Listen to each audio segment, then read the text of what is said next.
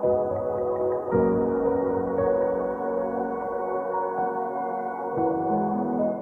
días a todos. ¿Estamos en vivo? Buenos días a todos, Dios los bendiga y estamos comenzando la transmisión de este domingo 14 de junio.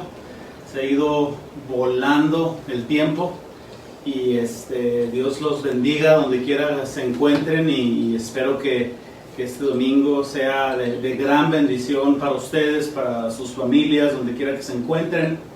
Estoy dando tiempo que algunos de ustedes logren ya conectarse y qué bueno que están continuando aquí con las transmisiones y que siguen fieles congregándose a Pan de Vida. Quisiera decir la única iglesia en la que puedes congregarte en pijamas, pero se me hace que es al revés, que casi todas las iglesias ahorita te puedes congregar en pijamas. Entonces un saludo a todos, qué bueno que están aquí. Gracias a Dios por sus vidas, aprecio tanto la fidelidad de cada uno de ustedes, miembros de Pan de Vida, y la verdad es que hasta muchos otros que han estado atentos a esta transmisión. La intención de nuestro corazón es que esto pueda ser de bendición para sus vidas, que pueda trascender más allá, que pueda llegar a sus corazones y qué bueno que la tecnología nos ayuda a hacer esto. Si esta pandemia y esta contingencia hubieran llegado 10, 15 años atrás, no hubiéramos podido transmitir en vivo como lo hacemos hoy. Sería mucho más difícil y gracias a Dios que podemos hacerlo. Entonces, bueno, reciban un saludo a todos. Sepan que detrás de esta cámara está todo un equipo técnico de profesionales. Está Héctor Aldaz aquí con su cachucha de los Patriots, bien devoto y fiel. Está mi esposa aquí que me anima y me corrige y me hace señas. Es como el tipo flow manager. Ella me hace señas y todo. Y bueno, cuando digo cosas incorrectas me hace así la mirada de rayos de Superman. Bien bonito todo. Tengo unos leves anuncios que quiero compartir y después paso a invitarles a orar y nos vamos a entregar el mensaje de la palabra de Dios. Pero bueno, según he escuchado y tenemos entendido, en estos próximos días es probable que el semáforo de control a través de este plan de mitigación, es probable que el semáforo baje de color rojo a color naranja y al parecer eso permitiría unas pocas libertades más, nada relacionado con congregarnos, pero es precisamente lo que yo quiero compartir o expresarles antes de empezar el mensaje. El hecho de que el semáforo empiece a bajar a naranja, amarillo, etc., nos dice que todo apunta a que el pico más alto se dio y entonces empieza poco a poco a bajar. No descarto la idea que suba otra vez, ¿verdad? Pero más o menos en subir y bajar de una gran gráfica, en teoría tenemos que ir bajando. Entonces el hecho de que vayamos cambiando a naranja o amarillo en cuanto a las restricciones o normas de mitigación, no quiere decir que entonces ya nos relajamos. Ese es el mensaje que yo quiero darles. No quiere decir que nos relajamos en el regreso y, no, pues ya amarillo, pues ya, o ya naranja, entonces ahora sí ya puedo esto y puedo aquello, y lo que no podía hacer ya el sábado lo hacemos.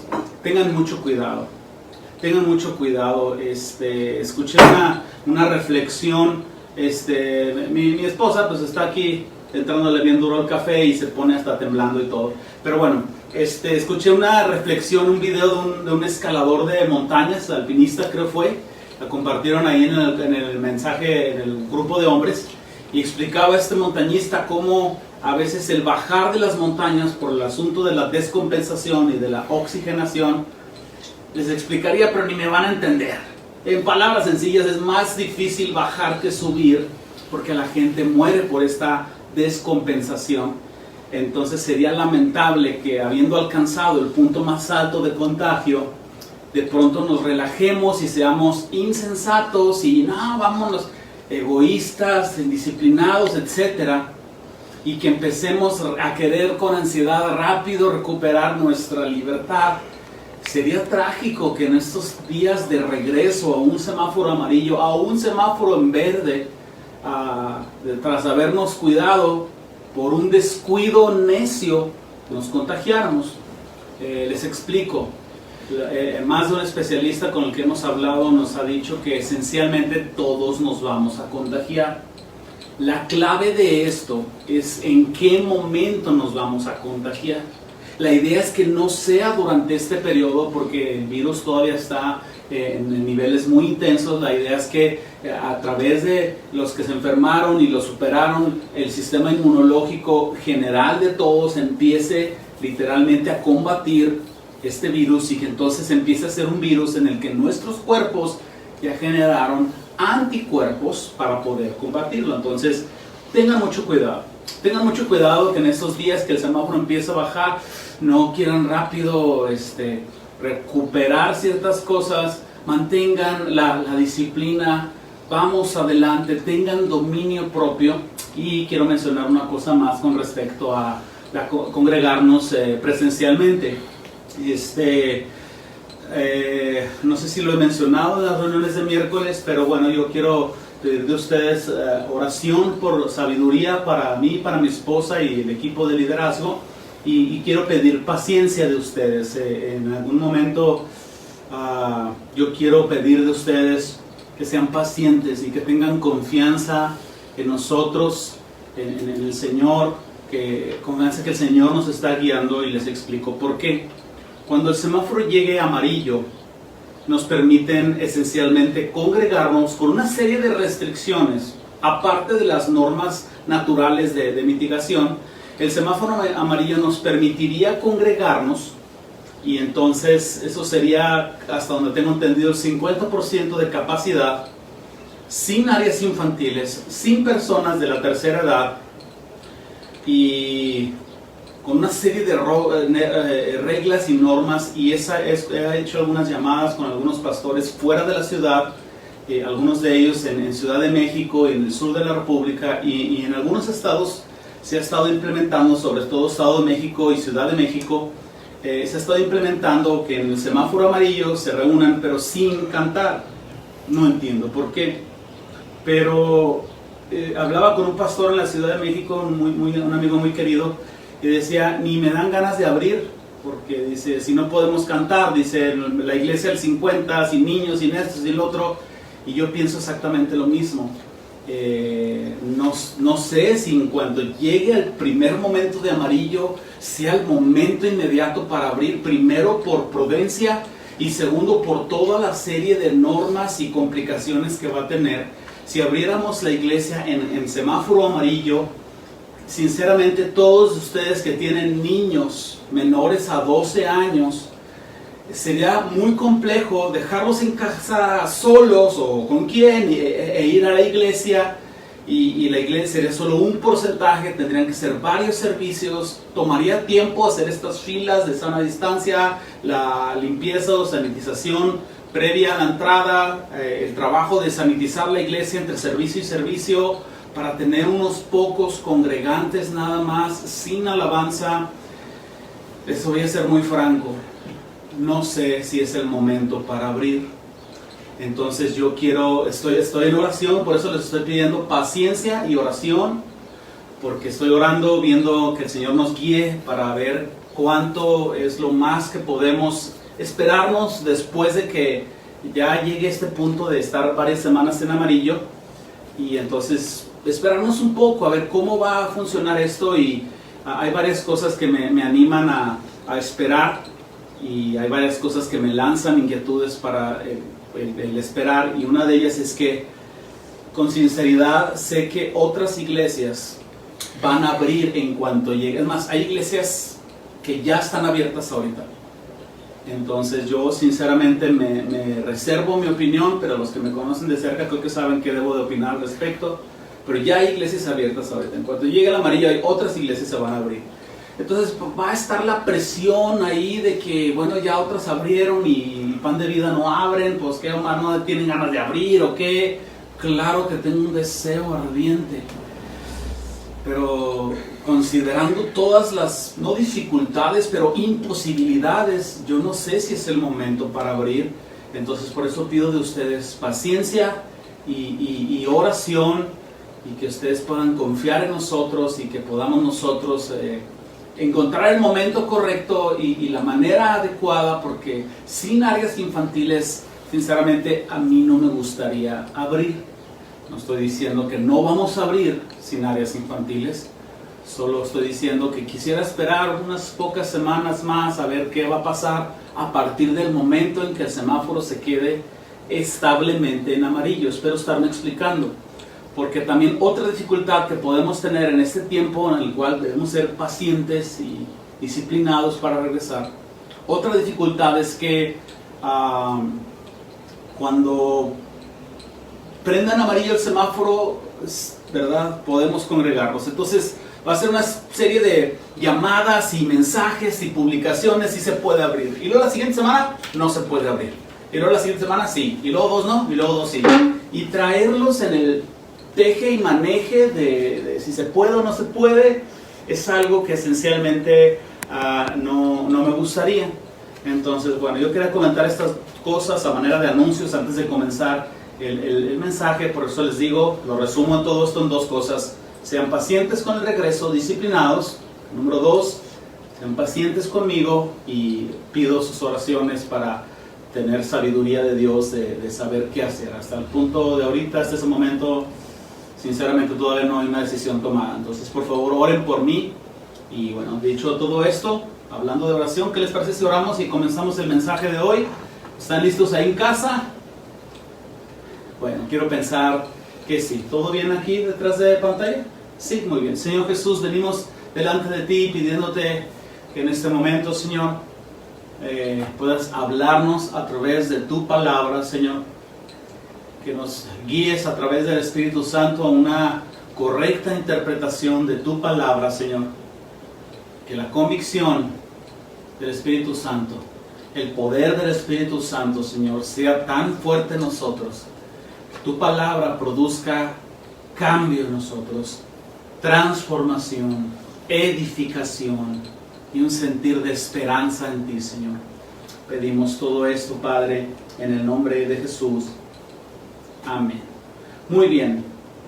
Habíamos hablado ya años atrás sobre algunas parábolas, las estudiamos y todo, pero en este tiempo yo quisiera hacer un combo de varias parábolas para poder expresar un mensaje central. Yo quisiera hablar sobre aquellas parábolas que Jesús contó para enseñarnos cómo debe de ser nuestra fe cristiana, nuestra piedad, nuestro estilo de vida, cuando estemos perfilándonos al final de los tiempos. En el Evangelio de Mateo es muy explícito en cuanto a las enseñanzas de Jesús. Y hay dos, digámoslo así, sermones o enseñanzas principales con una serie de increíbles valores y enseñanzas de Jesús que Él expresó.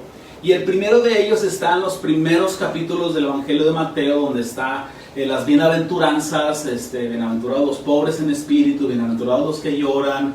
Esta parte donde Jesús habla: oísteis que fue dicho, no cometerás adulterio; oísteis que fue dicho, no matarás; no os afanéis qué habéis de vestir, qué habéis de comer; buscad primeramente el reino de Dios y su justicia; no os hagáis tesoros en el cielo. Todas estas menciones te van a ser familiares.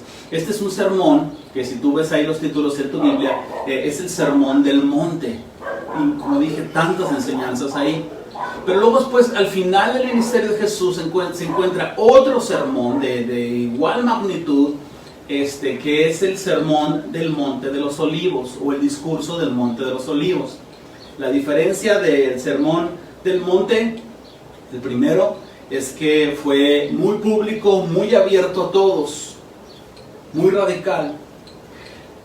El segundo sermón, en el Monte de los Olivos, es una enseñanza de Jesús muy privada, únicamente a los discípulos cercanos.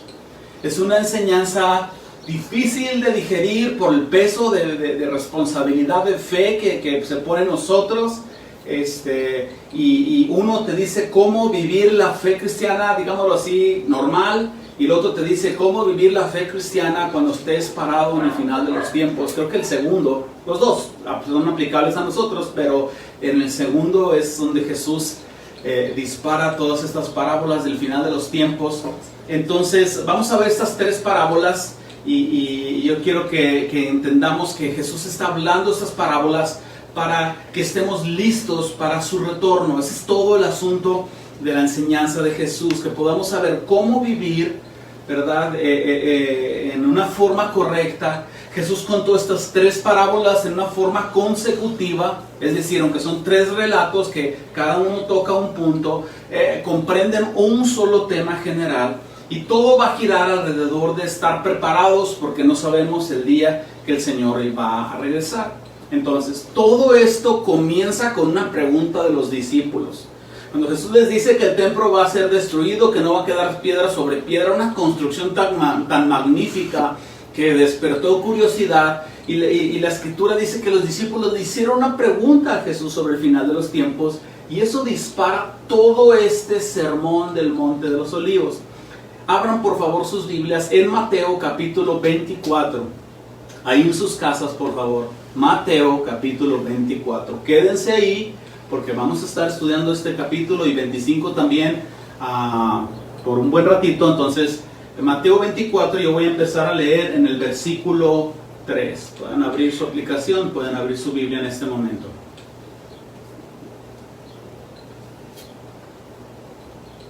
Muy bien.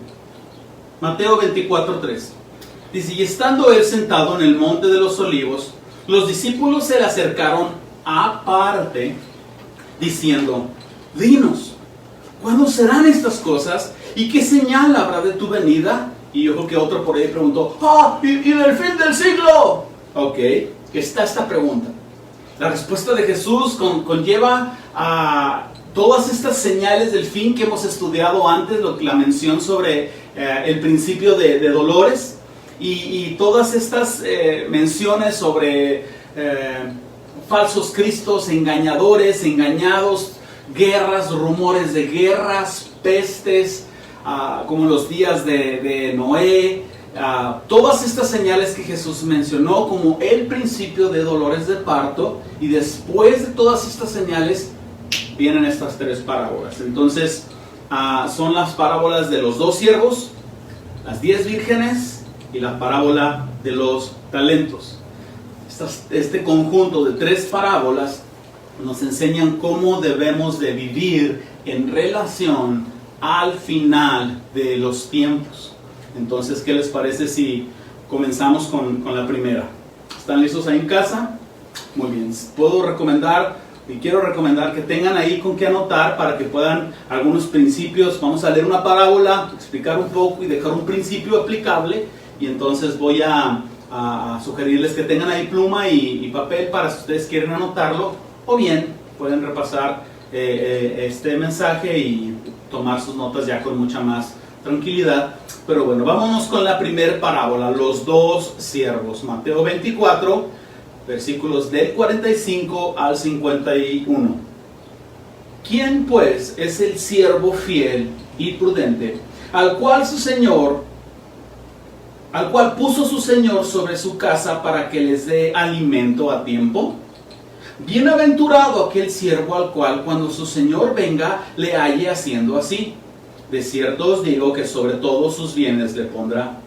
Pero si aquel siervo malo dijere en su corazón, el señor tarda en venir, y comenzare a golpear a sus consiervos y aún a comer y a beber con los borrachos, vendrá el señor de aquel siervo en el día que éste no espera, a la hora que él no sabe, y lo castigará duramente y pondrá su parte con los hipócritas, y ahí será el lloro y crujir de dientes.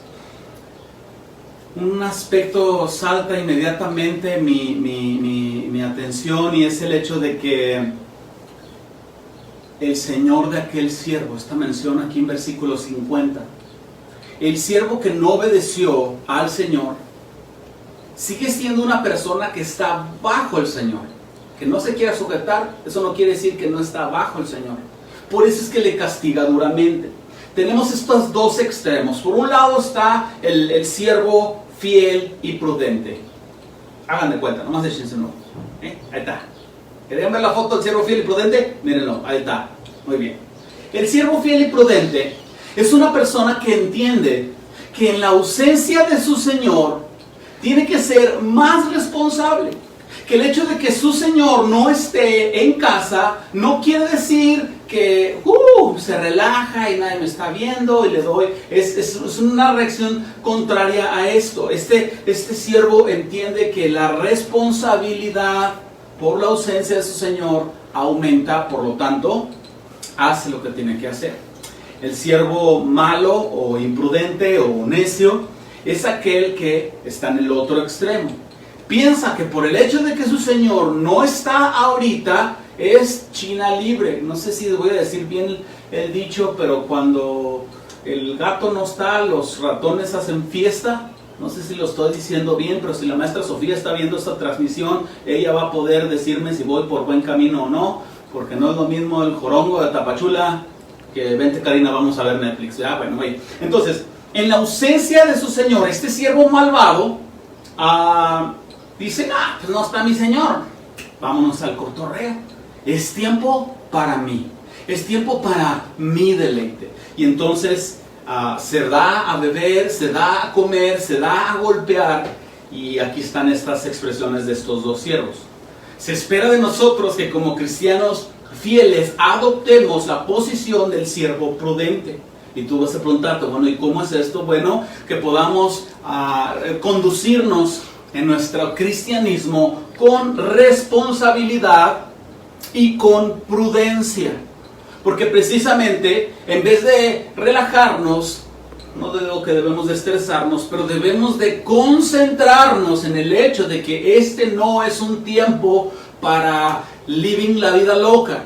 Este es un tiempo para mantener la fe. Por eso Pablo al final de su vida sabe que ya al día siguiente lo van a decapitar. Yo me imagino a Pablo ahí viendo por unos barrotes, ¿verdad? A lo lejos el verdugo afilando la guillotina que le iba a cortar la cabeza, preparando ahí los troncos. Y Pablo dice, he terminado la carrera, he guardado la fe. El tiempo de trabajo de Pablo había terminado y el tiempo de completo placer y satisfacción en la presencia de Dios estaba a punto de comenzar. Eso se espera de nosotros, que sepamos que el Señor viene hacia nosotros con recompensa o con consecuencia. ¿Cuál de las dos quieres tú? La parábola de los dos siervos nos enseña un principio muy simple y aquí va. La parábola de los dos siervos nos enseña el principio de la obediencia y la responsabilidad durante el tiempo de espera. Por eso el Señor recompensa al siervo fiel, porque en su ausencia se comportó quizás mejor que si su Señor estuviera ahí. Tomen nota de este principio. Vamos a la siguiente parábola. Al final vamos a unir los tres principios que vamos a hablar y vamos a unirlos en uno solo. ¿Está bien? Síganme por favor. En sus Biblias vamos a leer la parábola de las 10 vírgenes en Mateo 25, versículos del 1 al 13. Empiezo aquí. Entonces el reino de los cielos será semejante a 10 vírgenes que tomando sus lámparas salieron a recibir al esposo. 5 de ellas eran prudentes y 5 insensatas. Las insensatas tomaron sus lámparas y no tomaron consigo aceite. Mas las prudentes tomaron aceite en sus vasijas y juntamente con sus lámparas. Es decir, voy a hacer una pausa. Las vírgenes prudentes llenaron su lamparita de aceite y se prepararon con un jarroncito extra de aceite por aquello del refil. Las insensatas solamente llenaron sus lámparas una vez sin refil. Versículo 5. Tardándose el esposo, cabecearon todas y se durmieron. Y a la medianoche se oyó el clamor: ¡aquí viene el esposo! ¡Salid a recibirle! Entonces todas aquellas vírgenes se levantaron y arreglaron sus lámparas. Voy a hacer una pausa. Yo creo que antes de arreglar sus lámparas, se arreglaron su peinado. Sería imposible que no se dieran ahí una manita de gato, pero bueno, pues creo que se queda sobreentendido. Versículo 6. Y a la medianoche se oyó un clamor. Perdónenme, versículo 7. Entonces todas aquellas vírgenes se levantaron y arreglaron sus lámparas. Versículo 8. Y las insensatas dijeron a las prudentes: dadnos de vuestro aceite, manita, porque nuestras lámparas ya se apagan. Mas las prudentes respondieron diciendo: ¡achis! Para que no falte a ustedes, y a nosotras, id más bien con los que venden y comprad para vosotras mismas. Pero mientras ellas iban a comprar, vino el esposo, y las que estaban preparadas entraron con él a las bodas, y se cerró la puerta. Versículo 11. Después vinieron también las otras vírgenes diciendo: ábrenos, Señor, ábrenos, Señor, ábrenos. Mas él respondiendo, del otro lado de la puerta ya cerrada, ¿ok? Mas él respondiendo dijo: de cierto os digo que no os conozco. O sea, ¿ustedes quiénes son? Velad pues, porque no sabéis el día ni la hora en que el Hijo del Hombre va a venir. Ok, antes de entrar a los detalles espirituales de esta parábola, es importante atender los detalles culturales. Es muy importante que entendamos esto, o ayuda un poquito más, porque la forma en como los judíos, los hebreos, llevaban a cabo las ceremonias nupciales es muy diferente a lo que culturalmente hacemos aquí en Occidente, sobre todo aquí en México. Ellos manejaban diferente el noviazgo, diferente la boda. Para los judíos, el compromiso de noviazgo le llamaban estar desposado, y era un compromiso al nivel matrimonio, no se rompía, aunque todavía no se había consumado la ceremonia ni las relaciones sexuales. Al comprometerse, ellos eran como si estuvieran ya casados. Esto nos ayuda a entender por qué María aceptó la voluntad de Dios cuando el ángel le dijo que en su vientre estaba el Salvador, que estaba embarazada.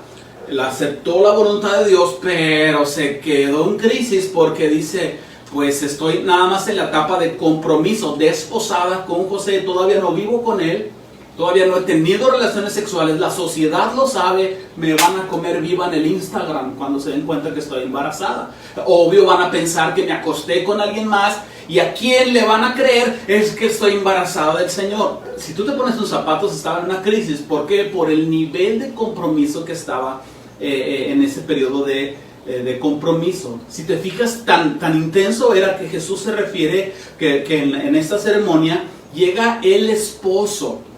Todavía no era la ceremonia nupcial, todavía no se consumaban las relaciones sexuales, pero ya se le nombraba el esposo. Así de serio era el compromiso de noviazgo en la cultura hebrea.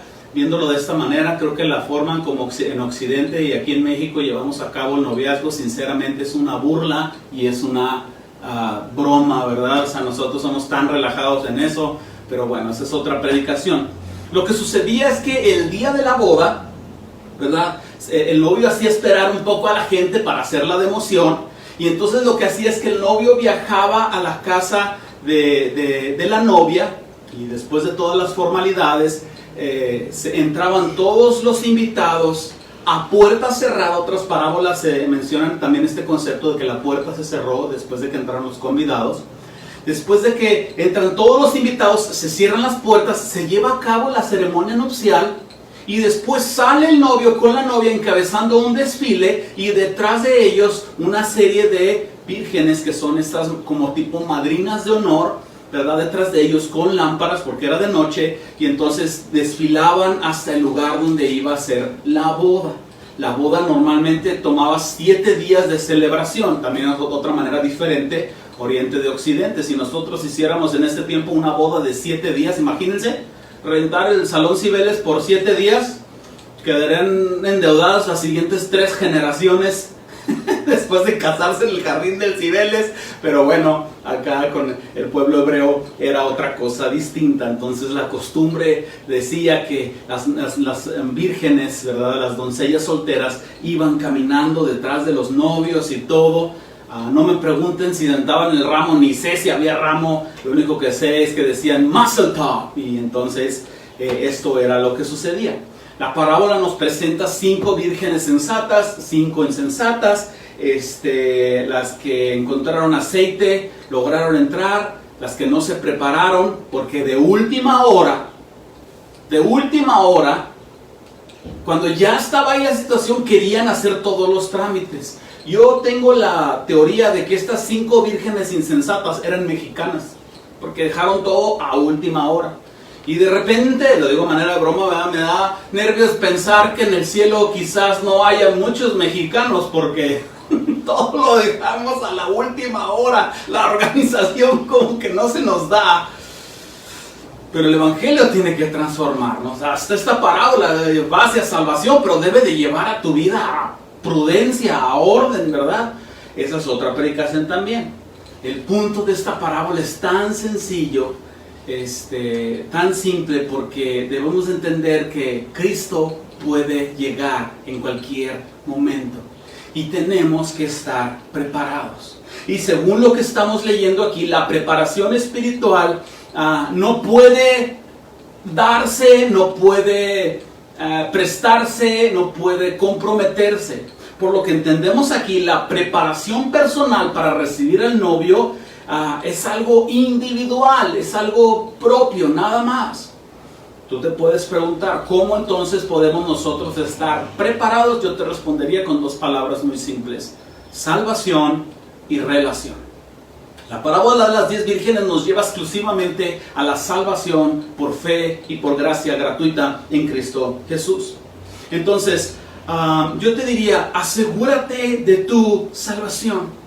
Hemos leído en la Escritura y muchos de ustedes han escuchado que el Señor es misericordioso y no quiere que ninguno perezca. Él quiere que todos procedamos al arrepentimiento. El mensaje del Evangelio es este: vamos camino a un juicio porque somos pecadores. Y el Señor nos va a pedir cuentas, es un concepto claro en estas parábolas, nos va a pedir cuentas de nuestra vida, de nuestras acciones. Y el aspecto principal de esta parábola está en el hecho de estar preparados, es decir, responder favorablemente al mensaje del Evangelio, creer en Jesús, aceptar el regalo de gracia de salvación. Él nos acepta tal y como somos. La iglesia no es un lugar de gente que ya es perfecta y por eso entra. La iglesia es un hospital, es un centro de rehabilitación, es un campo de refugiados donde todos los que estamos enfermos del pecado llegamos para recibir la cura, que es el Evangelio. Entonces la forma de estar preparado, la principal, es encontrar salvación. La segunda forma es mantener fresca nuestra relación con Dios. Un significado secundario nos lo muestra el momento en el que el novio les dice a las vírgenes insensatas: no las conozco. Si no las conocía porque eran parte del cortejo. Lo que nos está implicando es que estas mujeres no hicieron lo necesario para tener una relación cercana con el novio, con la novia, con la familia.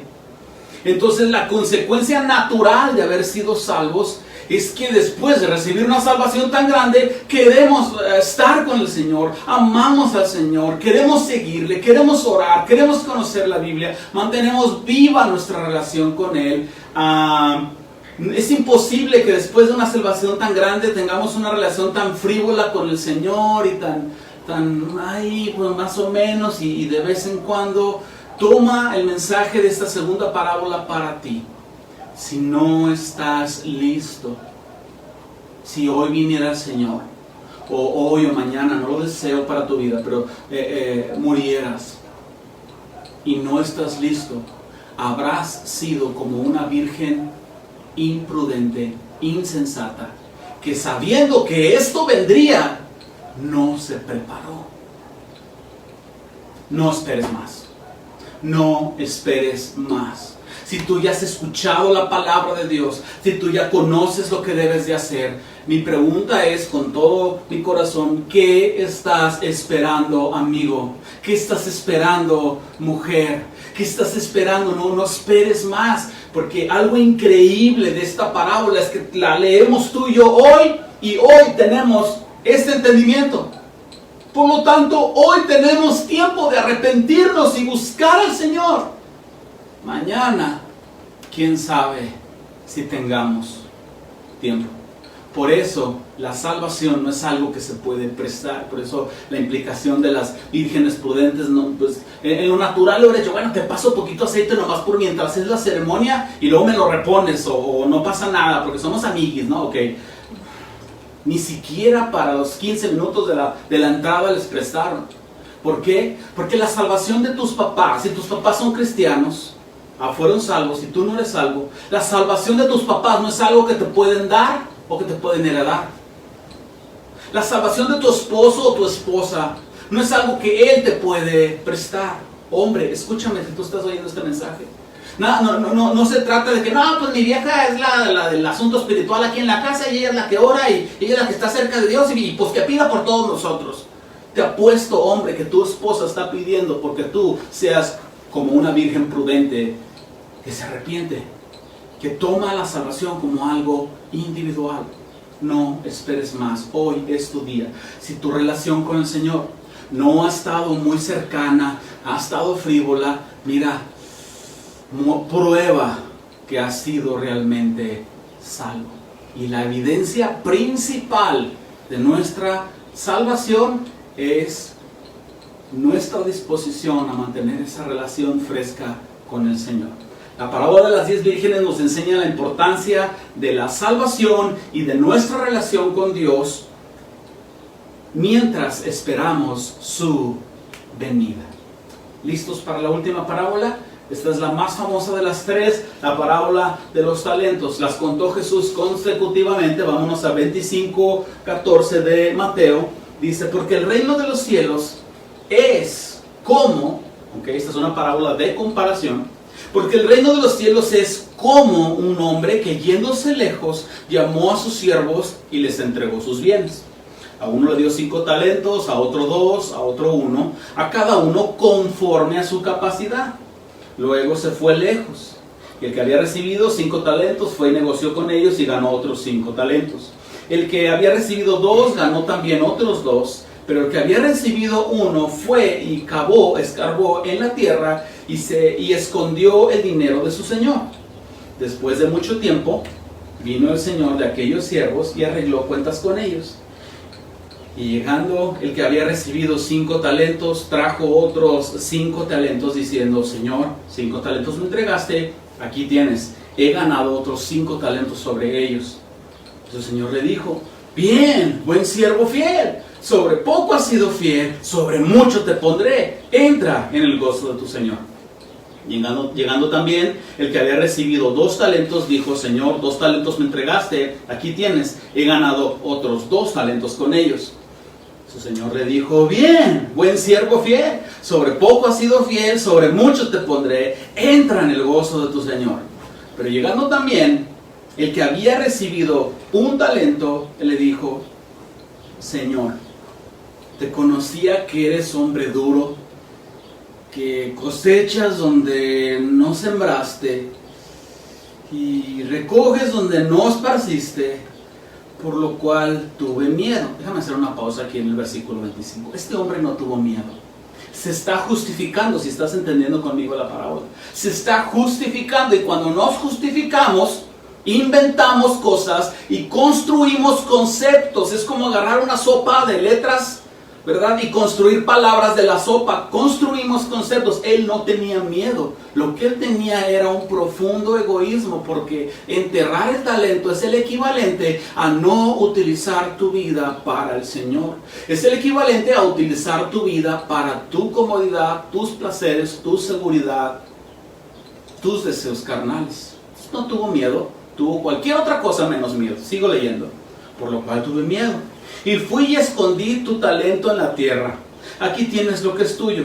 Respondiendo su señor le dijo, siervo malo y negligente, sabías que ciego donde no sembré y recojo donde no esparcí. Por tanto, ¿no deberías de haber dado mi dinero a los banqueros y al venir yo hubiera recibido lo que es mío con intereses?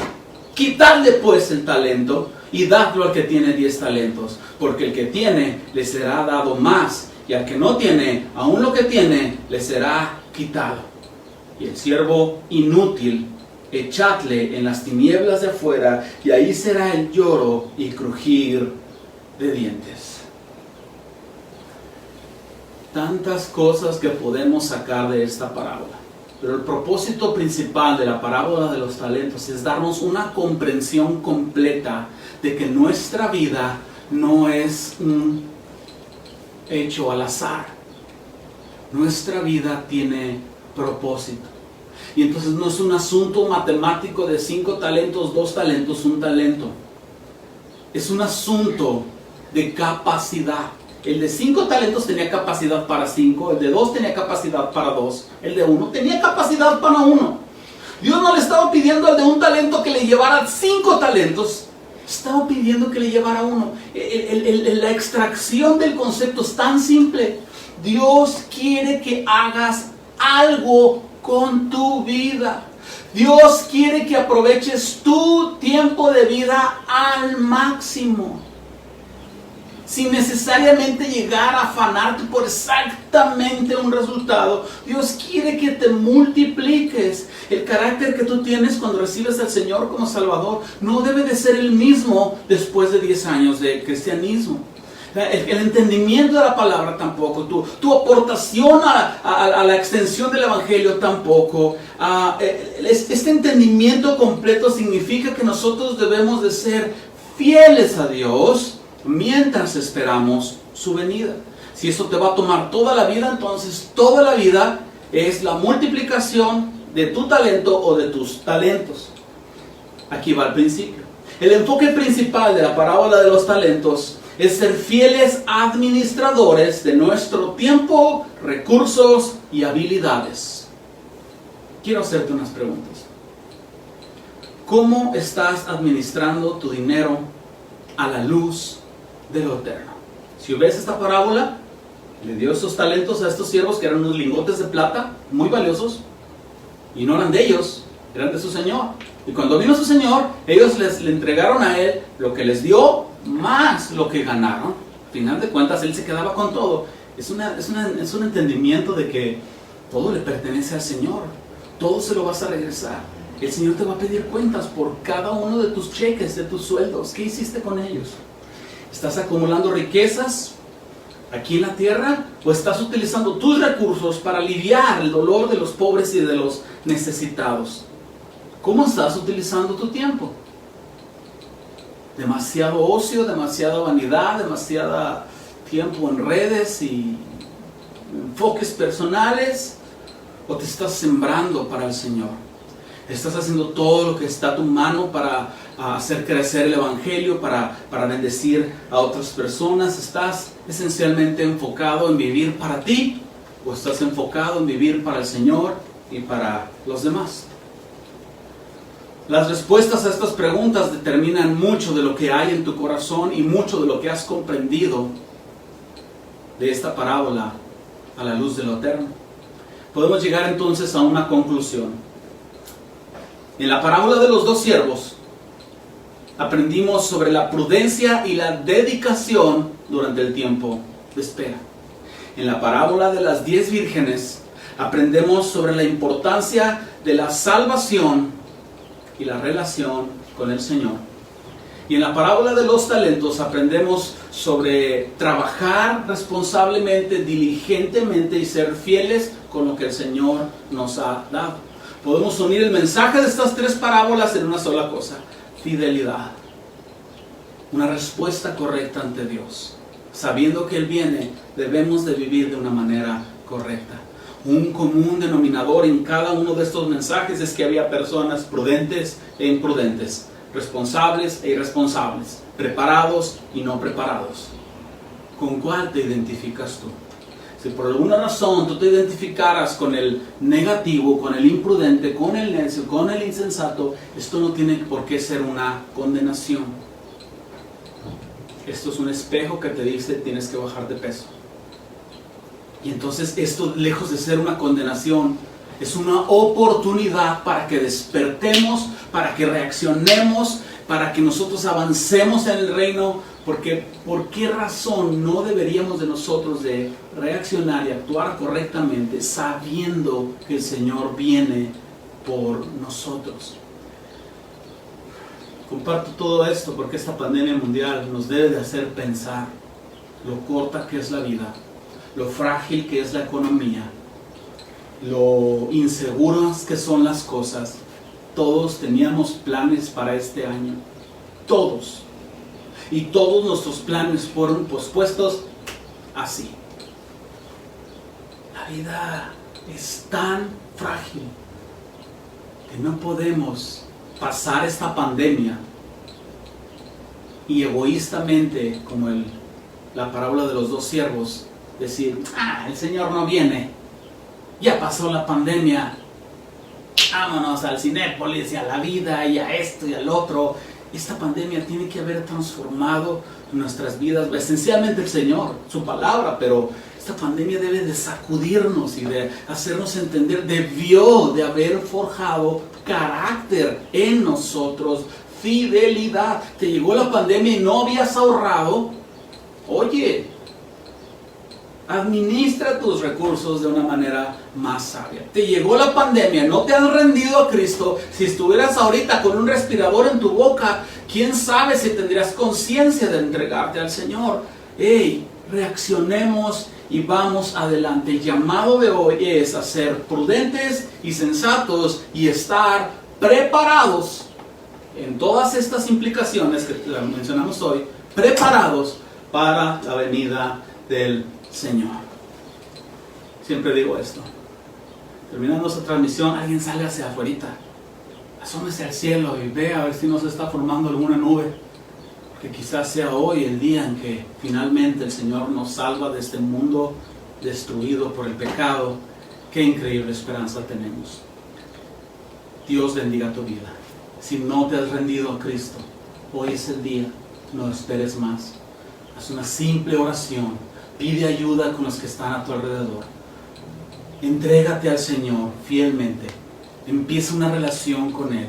Si hay áreas en tu vida que tienes que ordenar o ser fiel, hoy es el día para tomar pluma, papel e iniciar un plan de trabajo. ¿Quieren orar conmigo?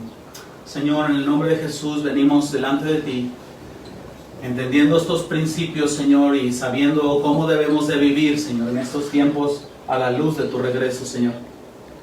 Padre, que podamos nosotros ser siervos fieles, siervos prudentes, estar preparados. Te pedimos, Señor, que nos ayudes a través del Espíritu Santo, poniendo nosotros tanto el querer como el hacer por tu buena voluntad, Señor.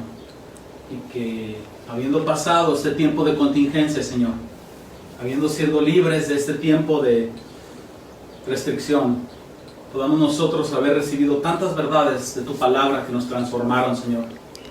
Bendigo a cada familia que está escuchando este mensaje, Señor, en el nombre de Jesús. Amén. Dios los bendiga.